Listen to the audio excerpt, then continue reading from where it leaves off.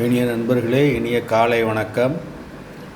கடந்த 2-3 நாட்களாக நம்முடைய தமிழ் வாழ்வு முறை தொடர் ஓரளவுக்கு என்னால் தங்கள் முன் என்னுடைய கருத்துக்களை பகிர இயலவில்லை. என்னுடைய சொந்த அலுவல் காரணமாக சென்னை சென்று வந்ததால் இந்த 3 நாள் தடங்கல் வந்துள்ளது. தயவு கூர்ந்து மன்னிக்கவும்.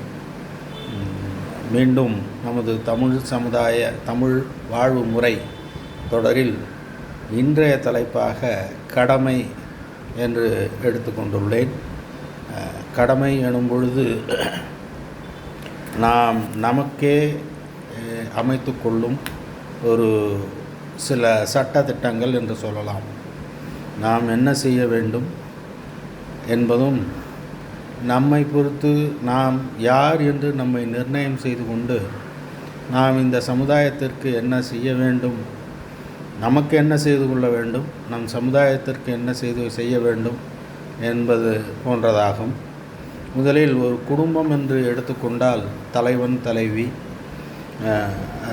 என ஒரு குறியீடாக எடுத்துக்கொண்டு குடும்பம் என்பது ஒரு தலைவன், ஒரு தலைவி, ஒரு மகள், ஒரு மகன் என்றும் அவர்களுடைய கடமை தன்னை பொறுத்தும் தங்களை பொறுத்தும் பிறகு சமுதாயத்தை பொறுத்தும் என்று அமைகிறது.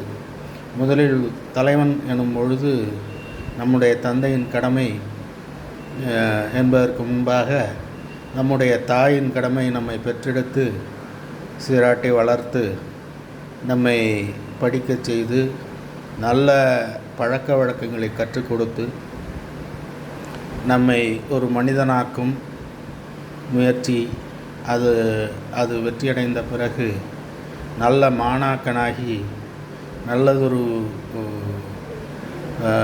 ஆண் மகனாக ஒரு மனிதன் அவையத்து முந்தியிருப்பச் செயல் என தந்தையின் கடமை தொடங்குகிறது.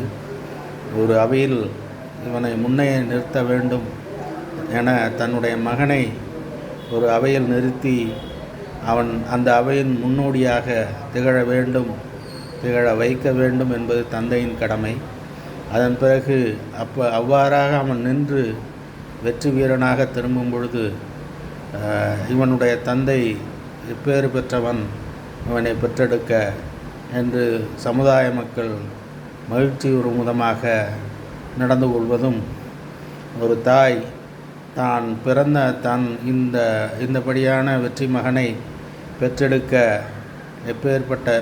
பெற்ற பொழுது அவள் பெற்ற அந்த மகிழ்ச்சியை விட அவன் பெரிய ஆளாகி நின்றபோது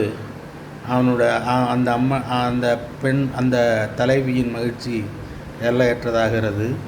எனவே ஒவ்வொரு நேரத்திலும் அந்தபடி சமுதாயத்தை பொறுத்தே ஒரு தலைவன் தலைவியின் வெற்றி அவருடைய மகன் மகள் மீது கொண்டிருந்த பற்றின் காரணமாக வளர்த்தெடுத்து இந்த சமுதாயம் அங்கீகரிக்கும்படியாக அவர்கள் நடந்து கொண்டதன்படி அவர்களுடைய வெற்றி அமைகிறது. அப்படியான பிறகு அதே மகன் பிற்காலத்தில் தந்தையாகும் பொழுது அதே ஒரு சூழல், அதே போன்றே தனக்கென ஒரு மகன் மகள் அவர்களை முந்தியிருப்பச் செய்வது இப்படியாகவே தொடர்கிறது. இது ஒரு வகையில் குடும்பம் மற்றும் சமுதாயம் பொறுத்தது. குடும்பத்தை பொறுத்த வரையில் நல்ல ஒழுக்கமுற்ற குடும்பம், நல்ல ஒழுக்கமுற்ற சமுதாயம். அந்த சமுதாயத்தை கொண்டு வந்த பிறகு சமுதாயத்திற்கு நாம் என்ன செய்தோம் என்கிற அடுத்த படியும் தொடங்குகிறது. சமுதாயத்திற்கு நாம் நன்மைகளை செய்ய தொடங்கும் பொழுது அது ஒவ்வொரு வகையாக நாம் சொல்ல முடியும். முதலில் ஒழுக்கமான ஒரு மனிதன் நல்ல வரி செலுத்துகிறான்.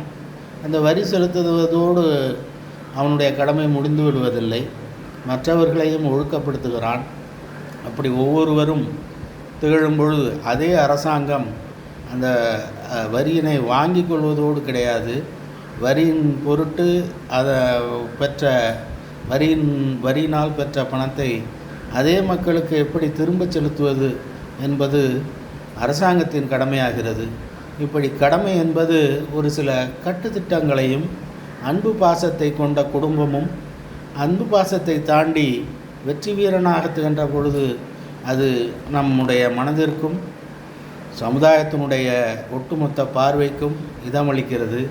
இப்படியான இந்த கடமையின் சுழல் ஒவ்வொரு கிராமமாகவும் ஒவ்வொரு நகரமாகவும் ஒவ்வொரு பெருநகரமாகவும் மாறும் பொழுது ஒரு ஒழுக்கமுற்ற சமுதாயம், கடமைக்கு கட்டுப்பட்ட சமுதாயம் மாபெரும் நாடாகவும் திகழும்.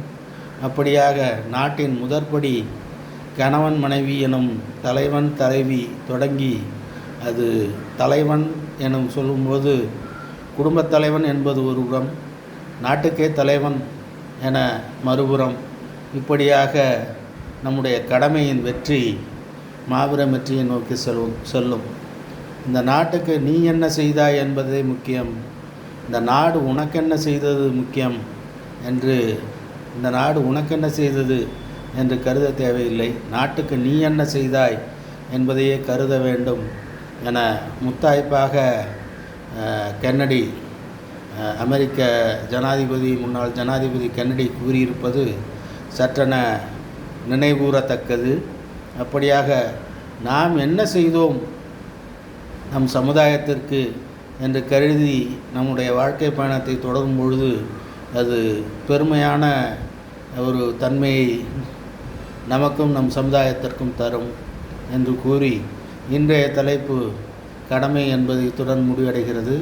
நம்முடைய தமிழ் வாழ்வு முறை மீண்டும் தொடரும், நீளும், வளரும், மிகும். தயவு கூர்ந்து நண்பர்கள் சப்ஸ்கிரைப் செய்யவும் பகிரவும். நன்றி, வணக்கம்.